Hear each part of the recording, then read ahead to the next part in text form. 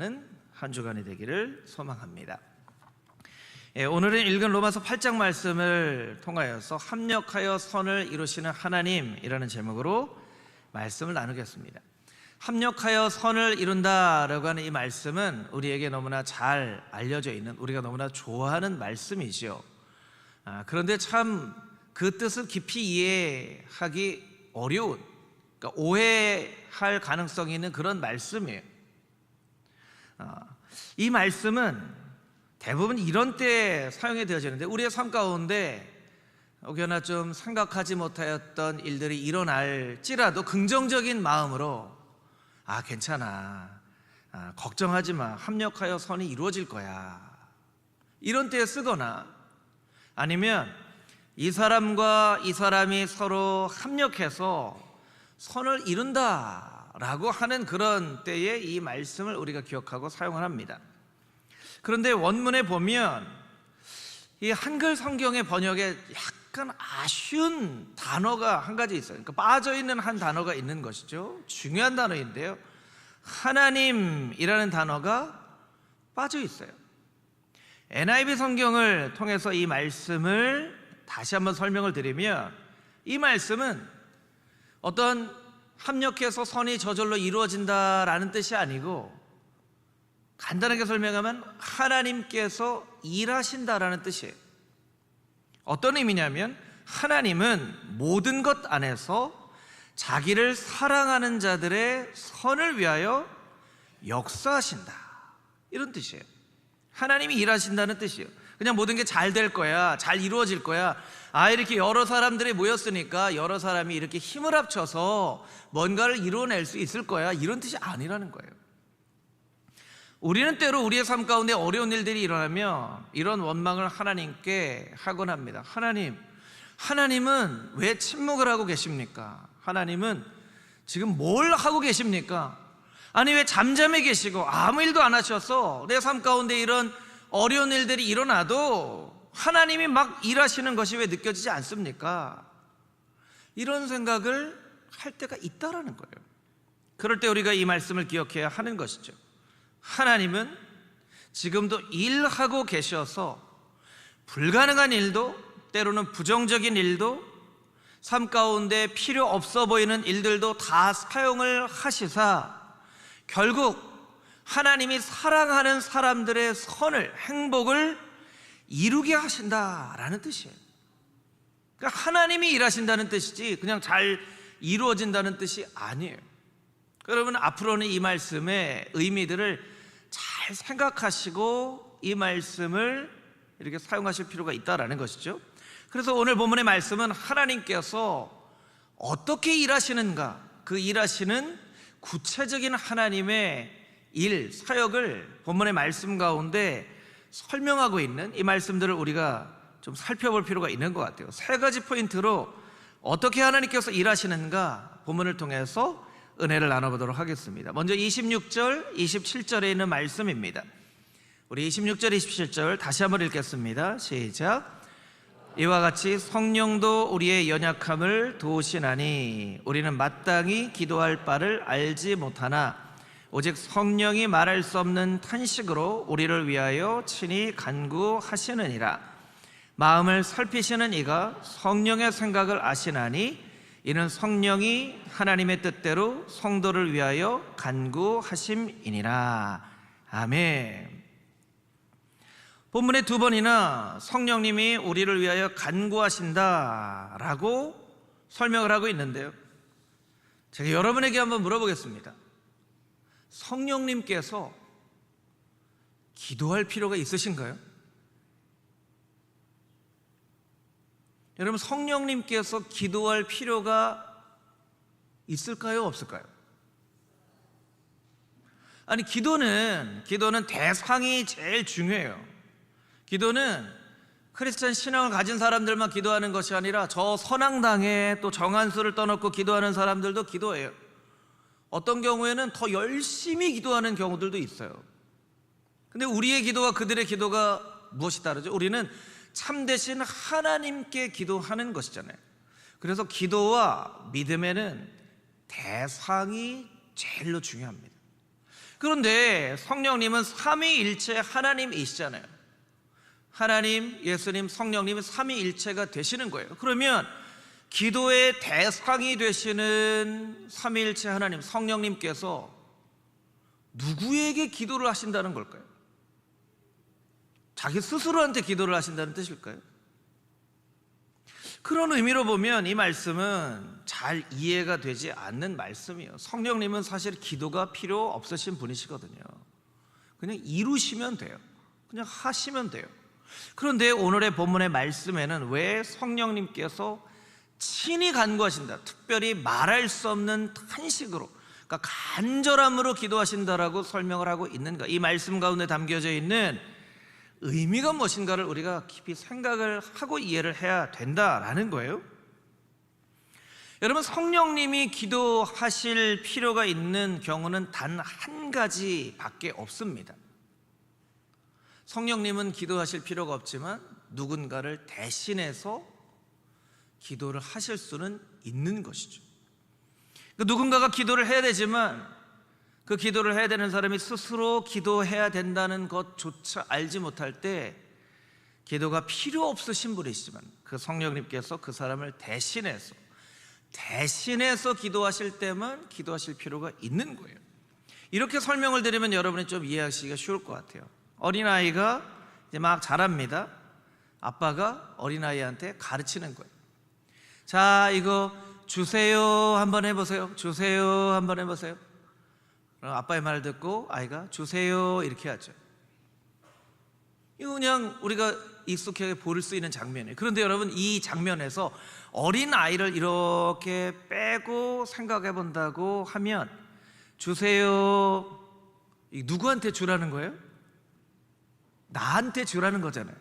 근데 누가 얘기를 하고 있어요? 내가 얘기를 하고 있어요. 그러니까 어린아이를 빼버리고 이 장면을 보면 너무나 이상한 거죠. 내가 나한테 주세요, 주세요 한다는 거예요. 그래서 좀 이해가 안 되는 거죠. 그런데 어린아이를 놓고 보면 이게 이해가 되는 거예요. 나는 나한테 주세요 할 필요가 없어요. 그렇죠. 내가 나한테 주세요 할 필요가 있나요? 어린아이 때문에 주세요 해보세요. 주세요, 아유 잘하네, 주세요 하는 거예요. 우리가 하나님 앞에 하나님 주세요 해야 되는데 우리가 뭘 기도를 해야 될지 몰라요. 뭘 간구를 해야 될지 몰라요. 기도해야 될지 아는 사람들 대로 어떻게 간구해야 될지 몰라요. 그럴 때 성령님은 스스로 기도하실 필요가 없는 분이시나 우리 때문에, 우리를 위해서, 우리를 대신해서 기도를 하신다는 거예요. 기도의 대상이신 성령님께서 우리 때문에 우리를 대신해서 기도를 하시는 그 기도를 의미하는 거예요. 또 이런 경우가 있죠. 자, 아빠 따라서 해보세요. 고맙습니다, 고맙습니다. 그러면 아이들이 고맙습니다 하는 거예요. 이 장면도 아이들 빼놓고 보면요 너무나 이상한 거예요. 내가 내 스스로한테 고맙습니다, 아이고 잘하네, 고맙습니다, 이건 되게 이상한 모습이잖아요. 그런데 아이를 놓고 생각하면 이게 이해가 되는 거예요. 우리가 하나님 앞에 마땅히 감사해야 되는데 감사할 은혜를 많이 받았음에도 불구하고 감사할 줄을 모르는 거예요.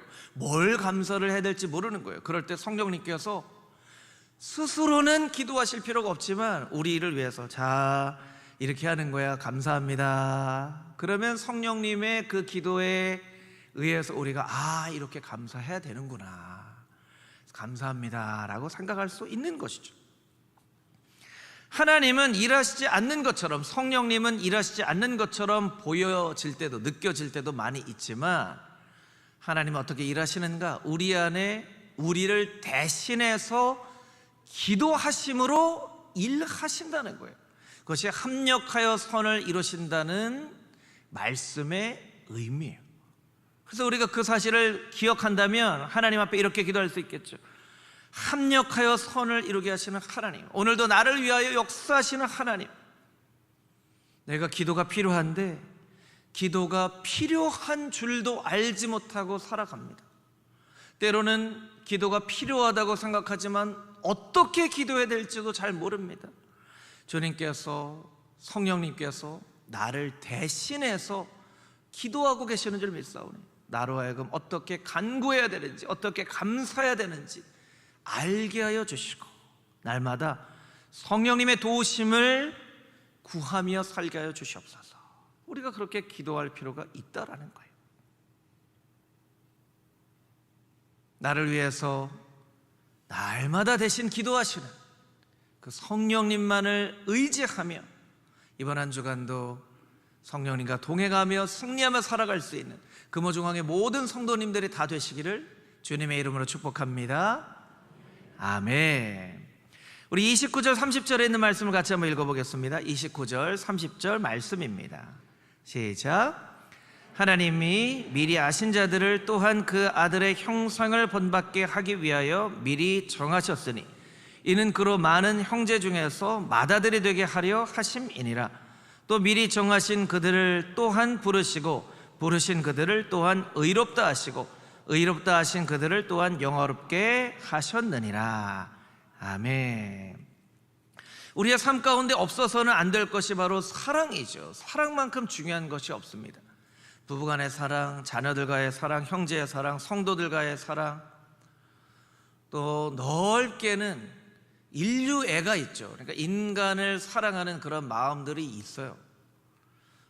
우리 장로님도 기도하셨지만 요즘 참 묻지마 폭행, 묻지마 살인, 이런 끔찍한 일들이 한국 사회에 왜 이렇게 일어나는가? 그것은 인간과 인간을 그냥 인간됨 때문에 존중해지는 그런 마음이 사라져 버리는 거예요. 자꾸 인간이 도구화되거나 비인격적인 그런 사회가 되어져 가는 것이죠. 그런데 이 많은 사람 중에서 우리가 잘 잊어버리는 사랑이 있어요. 너무나 중요한 사랑인데 너무나 잘 잊어버리고 가장 어려운 사랑이 있는데 어떤 사랑일까요? 자기 자신을 사랑하는 거예요. 형제자매는 사랑한다고 이야기하면서 사실 자기 자신을 사랑하기가 쉽지가 않아요. 여러분 잘 생각해보면 나는 나 자신을 사랑하고 있는가?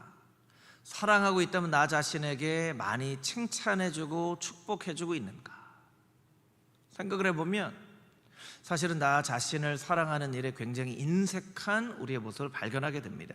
신학자인 앤드류 매튜스는 이런 얘기를 합니다. 자신을 사랑하는 방법을 배우는 것이야말로 세상에서 가장 위대한 사랑이다. 이렇게까지 얘기를 할 정도로 자기 자신을 사랑하지 못하는 그런 세상이 되어졌다라는 거예요. 그런데 잘 생각을 해보면요, 우리가 사랑이라는 것을 배우는 그런 우리의 그 인생을 보면요, 우리가 사랑을 받는 것을 통해서 사랑을 알아요. 그래서 사실은 부모님의 사랑이 참 중요하죠.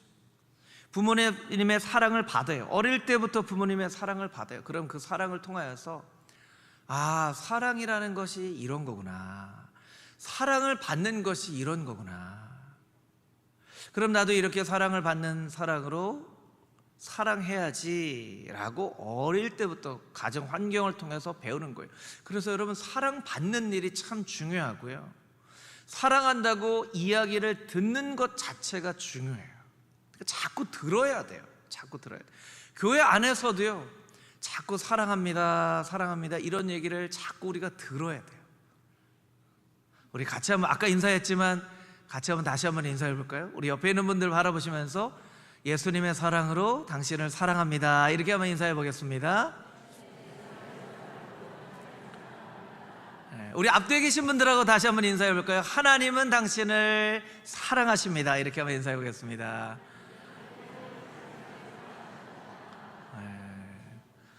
이 얘기 듣는 게 익숙한 분들도 있고 굉장히 어색한 분들도 있는 것 같아요.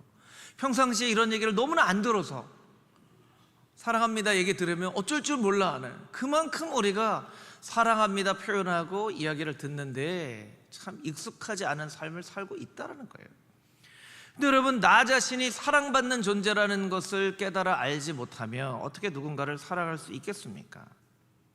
본문의 말씀 가운데 보면 29절 30절에 하나님과 우리의 관계를 표현하는 5가지 동사가 설명이 되어져 있어요. 29절에 미리 아신, 또 29절에 정하셨으니, 30절에 부르시고 의롭다 하시고 영화롭게 하셨다는 거예요. 하나님과 우리와의 관계가 얼마나 끈끈한 관계냐면 하나님 미리 하시고 정하시고 부르시고 의롭게 하시고 영화롭게 하실 정도로. 그래서 신학자인 바필드 박사는 이것이 끊어질 수 없는 5개의 고리로 만든 황금 사슬이다 할 정도로 하나님이 우리를 그렇게 관계를 맺으신다는 거예요. 그러면 하나님이 죄인인 우리를 아시고, 연약한 우리를 아시고, 아유 너 내가 알고 보니까 너무나 큰 죄인이구나, 아유 너 너무나 연약하구나, 그래서 우리를 포기하셨나요? 버리셨나요? 아니에요. 아셨기 때문에 아심에도 불구하고 우리를 사랑하신 거예요. 정하신 거예요. 부르신 거예요. 예수 그리스도의 십자가의 보혈로 우리를 의롭게 하신 거예요. 하나님께 영광을 올려드리게 할 뿐만 아니라 하나님의 영광을 깨달아 알 수 있는 존재가 되게 하셨어요. 아니, 하나님에게, 우리에게 이런 관계를 맺게 해야만 할 무슨 이유가 있나요? 단 한 가지 이유가 있죠. 하나님이 우리를 사랑하셔서. 하나님이 우리를 사랑하셔서. 하나님이 우리를 사랑하셔서 우리를 미리 아셨으나, 하나님이 사랑하셔서 우리를 부르시고, 하나님이 사랑하셔서 우리를 의롭게 하시고, 하나님이 사랑하셔서 우리를 영화롭게 하신 거예요. 그래서 37절 말씀에 보면, 37절을 자막으로 보여주시면, 이 모든 일에 우리를 사랑하시는 이로 말미암아 우리가 넉넉히 이기느니라. 사랑하시는 이로 말미암아 우리가 넉넉히 이긴다라고 표현하고 있는 거예요. 여러분, 하나님의 사랑이 아니면 이해되지 않는 일들이 많이 있죠. 하나님이 왜 아브라함을 부르시고 모세를 부르시고 다윗을 부르시고, 왜 하나님께서 이스라엘 백성을 저렇게 포기하지 않으시고 끝까지 이방 민족과 나라를 몽둥이처럼 사용하셔서도 정신 차리게 하시고 깨닫게 하시고 하시는가? 이거 하나님의 사랑 아니고는 설명할 방법이 없는 거예요. 그래서 우리의 인생도 시간이 갈수록 과거의 우리의 삶을 기억해 보면, 하나님이 나를 정말로 많이 사랑하셨구나. 여러분, 과거의 일을 떠올리시면서 아유, 인생이 참 고생이 많고 참 고생이 많지만 참 허무한 게 우리 인생이구나, 이렇게 생각하시면 안 돼요. 물론 그런 부분이 있지만 그 인생의 순간순간에 우리를 사랑하신 그 하나님의 사랑이 너무나 크고 깊구나 라고 깨달아 알아야 돼요. 그래서 우리의 인생에 마지막 고백이 있다면, 하나님이 나를 정말로 많이 사랑하셨구나. 아들아, 딸아, 하나님이 나를 정말로 많이 사랑하셨고 그 사랑으로 너희들을 많이 사랑하는 줄 너희가 잘 알고 살아갔으면 좋겠다. 이것이 우리의 인생의 마지막 고백이 되어져야만 한다는 것입니다. 여러분, 혹시 여러분의 인생을 바라보면서 내 인생은 왜 이렇게 고난이 많고 힘든 일이 많고 우여곡절이 많고 드라마와 같은 그런 인생을 살아갈까 생각하시는 분들도 이번 한 주간 여러분의 지나온 인생의 시간들을 잘 한번 돌이켜 보시기 바랍니다. 그럼 분명히 하나님께서 죄인인 것을 아시고도 우리를 부르시고 의롭게 하시고 영화롭게 하신 그 하나님의 사랑의 흔적들이 우리 인생 가운데 많이 기록이 되어져 있을 거예요. 그래서 그 하나님의 사랑을 깨달아 알고 그 하나님의 사랑에 감사하는 금호중앙의 모든 성도님들의 삶이 되어질 수 있게 되기를 주님의 이름으로 축복합니다. 아멘. 우리 마지막으로 31절에서 34절까지 있는 말씀을 같이 한번 읽어보겠습니다. 31절에서 34절 말씀입니다. 그런즉 이 일에 대하여 우리가 무슨 말 하리요? 만일 하나님이 우리를 위하시면 누가 우리를 대적하리요? 자기 아들을 아끼지 아니하시고 우리 모든 사람을 위하여 내주신 이가 어찌 그 아들과 함께 모든 것을 우리에게 주시지 아니하겠느냐? 누가 능히 하나님께서 택하신 자들을 고발하리요? 의롭다 하신 이는 하나님이시니 누가 정죄하리요? 죽으실 뿐 아니라 다시 살아나신 이는 그리스도 예수시니 그는 하나님 우편에 계신 자요 우리를 위하여 간구하시는 자신이라. 아멘. 하나님은 우리로 하여금 넉넉히 이기게 하십니다. 그것이 하나님의 일하시는 그런 모습이에요. 그런데 넉넉히 이기게 하신다는 것은 무엇 때문에 싸우는지를 알아야 되겠죠. 무엇을 대상으로 싸우는지를 알아야 됩니다. 혹은 무엇을 지키기 위해서 싸우는지를 알아야 되겠죠. 본문에 보면 비슷한 단어가 3번 반복되어지는 것을 우리가 발견하게 되는데 31절에 대적, 33절에 고발, 34절에 정죄라는 단어예요. 이것을 통해서 우리가 싸워야 될 대상이 사단인 것을 알게 되죠. 왜냐하면 사단이라는 이름은 디아볼로스, 참소하는 자라는 뜻이에요. 참소하는 자는 고발하는 사람이라는 거예요. 정죄하는 존재라는 거예요. 사단은요 우리를 정죄합니다. 고발합니다. 대적합니다. 대적은요 반대 이런 뜻이에요. 반대. 나는 하나님이 저 죄인들을 사랑하는 것을 나는 반대합니다. 이게 대적이에요. 너 왜 반대하냐? 그럴 때 이제 고발하는 거죠. 아니 하나님, 저 인간이 저렇게 과거에 이런 죄도 지고 저런 죄도 지고 감사할 줄도 모르고 뉘우칠 줄도 모르고. 고발은요 우리의 죄를 하나님께 이야기하는 것이 고발이에요. 정죄는 어떻게 다를까요? 정죄는 우리에게 얘기하는 거예요. 하나님께 막 고발을 합니다. 하나님이 이 죄인 이렇게 죄를 지고 눈을 싹 돌리고 우리를 바라보면서 너 죄인이잖아. 너 자격 없잖아. 너 무슨 뻔뻔스럽게 그 죄를 가지고도 하나님 자녀라고 얘기하고 있어? 이렇게 얘기하는 거예요. 여러분, 어떻게 보면요 사단이 이야기하는 내용과 예수님께서 말씀하시는 것과 내용이 비슷해요. 예수님께서도요 죄를 지은 사람들의 죄가 없다라고 말씀하지 않으셨거든요. 나도 너를 정죄하지 아니하노니 가서 다시는 이와 같은 죄를 짓지 마라. 이게 누구에게 하신 말씀인가요? 가늠하다 현장에서 붙잡힌 여인을 향해서 예수님 하신 말씀이에요.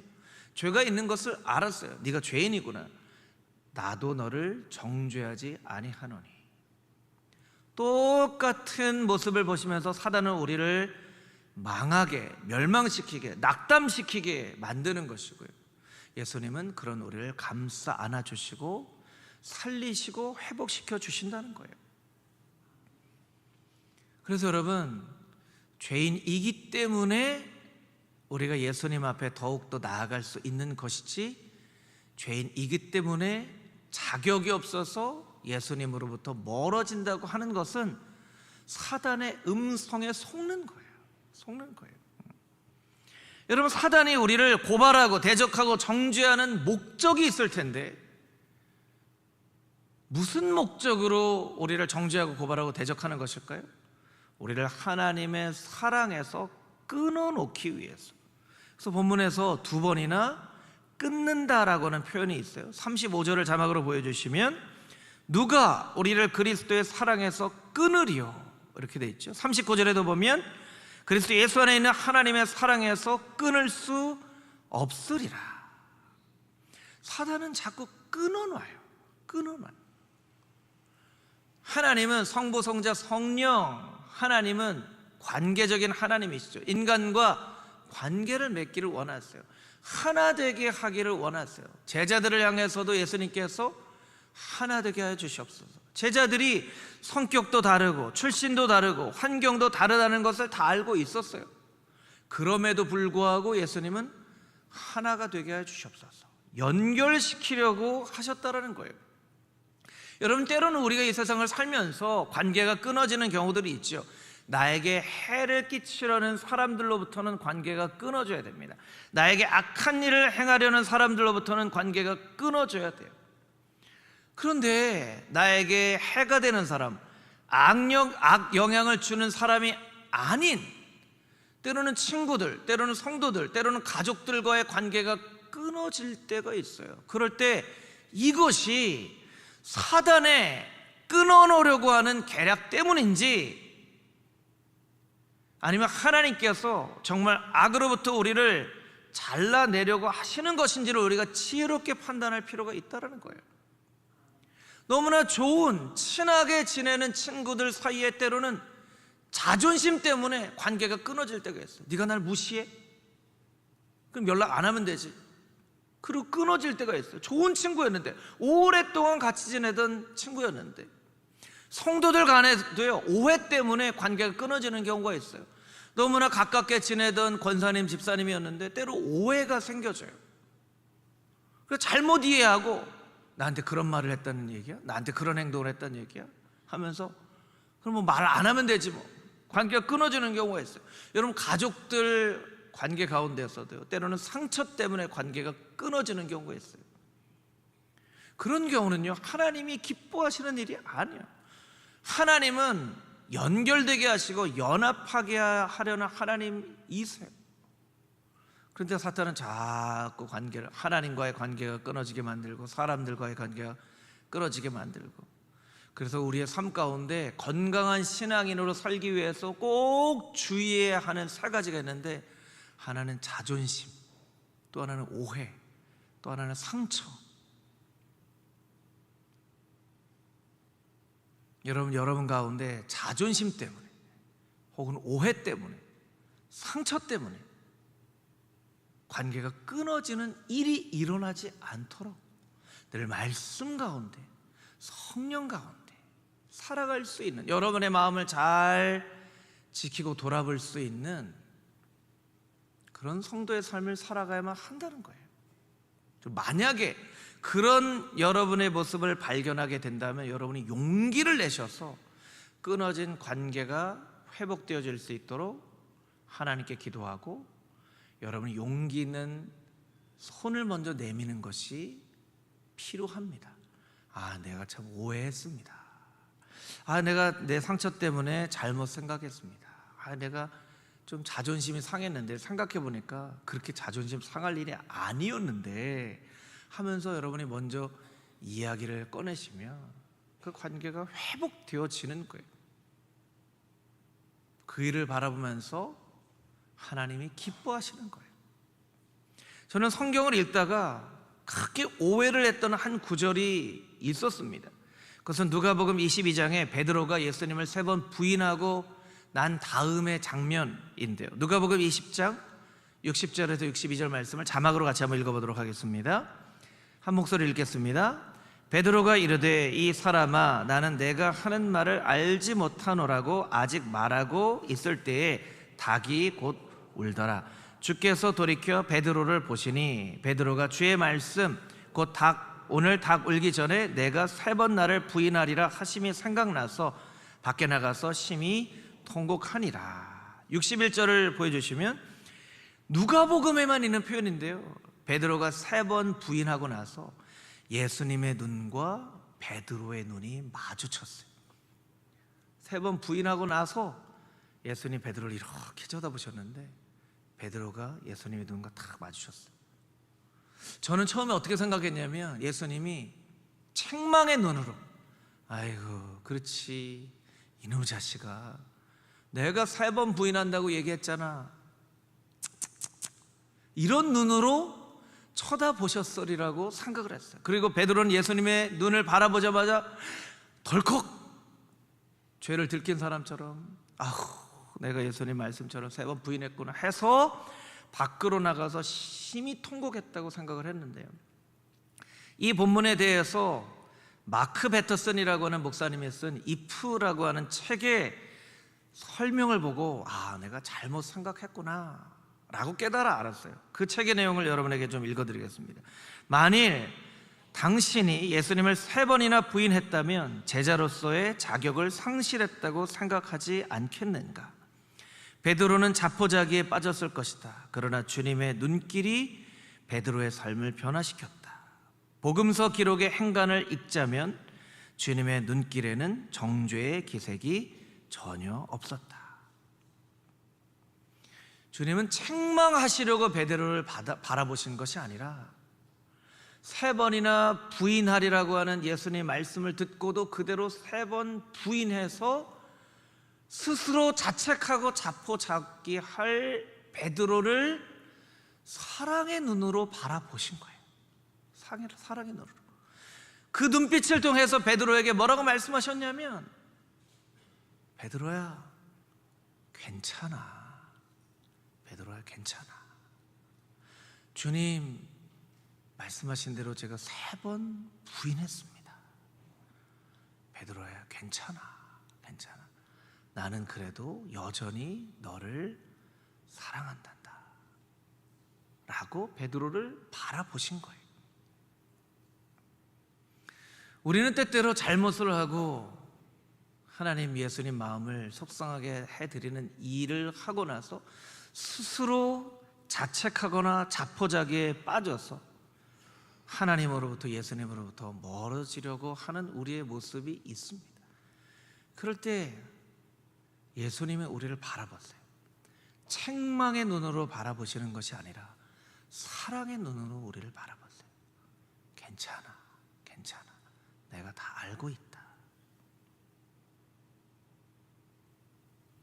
여러분, 이번 한 주간도 늘 우리를, 베드로를 바라보셨던 그 눈빛으로 우리를 바라보시는 그 예수님의 사랑의 눈빛을 함께 바라보며 삶 가운데 나를 위하여 대신 싸우시고 그 어떤 것도 하나님의 사랑에서 끊어질 수 없게 하시는 그 예수님의 끊을 수 없는 놀라운 사랑 가운데 넉넉하게 이기며 살아가는 금호중앙의 모든 성도님들의 삶이 되어줄 수 있게 되기를 주님의 이름으로 축복합니다.